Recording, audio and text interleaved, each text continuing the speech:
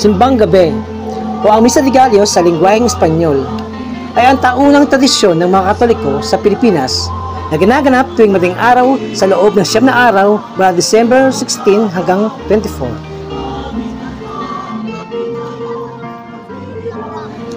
Way back to the 16th century, sa panahon ng pananakop ng mga Kastila sa Pilipinas, ginaganap ng madaling araw ang misa upang mapaunlakan ang mga magsasaka at mangingisda na makapagsimba at mapakinig ng misa. Ayon sa paniniwala, kapag nabuo mong kumpletuhin ang pagsisimba ng madaling araw sa loob ng 7 na araw, ay matatupad daw ang anumang hinihiling mo. Sa kasalukuyan, binuksan ng Pangulong Bongbong Marcos ang Malacañang Palace sa publiko upang idonidaos ang simbang gabi at upang ipapatid sa lahat na bukas ang palasyo para sa tao.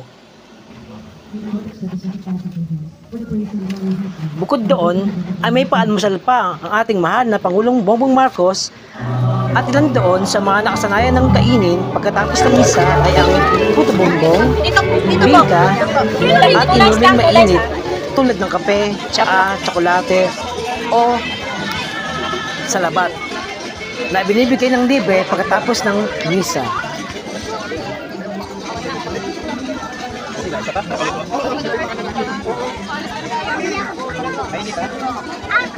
Ano ba?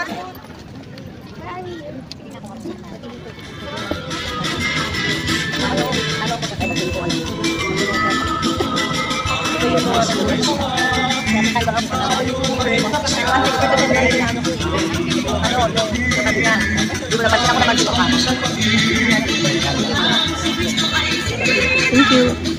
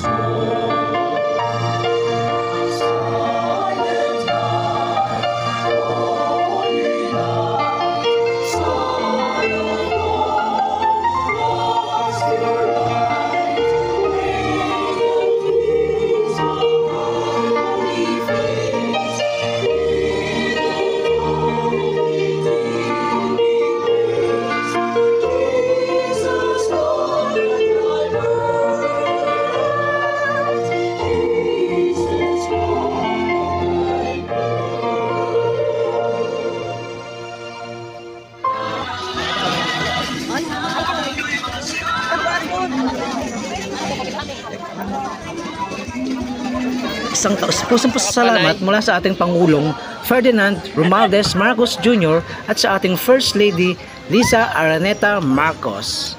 Masarap po ba? Sobrang sarap. Sarap. Ayan o, punta kayo dito sa Malacañang, libre dito. Pamasko nila.